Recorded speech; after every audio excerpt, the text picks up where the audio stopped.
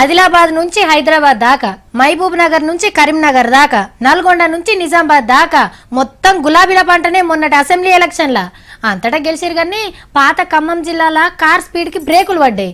10 సీట్లుంటే ఒక్కటంటే ఒక్కటే గెలిచింది టీఆర్ఎస్ పార్టీ.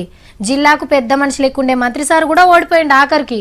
మళ్ళా ఓట్ల సీజన్ అయ్యే మరి ఇప్పుడెట్లా ఓట్లు అడుగుతున్నారో జడ చూడండి. ఖమ్మం పార్లమెంట్ కు జల్తందుకు మస్తు చెమట తీస్తుండు నామా నాగేశ్వరరావు సారు. పార్టీలా నాకంటే సీనియర్ అని పాత దోస్తు తుమ్మల నాగేశ్వరరావు సార్ను పక్కకు పెట్టుకొని ప్రచారంలో దిగుతున్నాడు. గమ్మతేందంటే ఈ ఇద్దరు లీడర్లు సుత మొన్న అసెంబ్లీ ఎలక్షన్ లో ఓడిపోయినోళ్లే.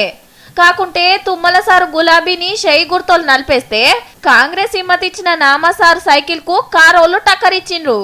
మీరు వేసిన ఓటు మురిగిపోయి మురిగి కాలంలో కొట్టుకుపోయింది.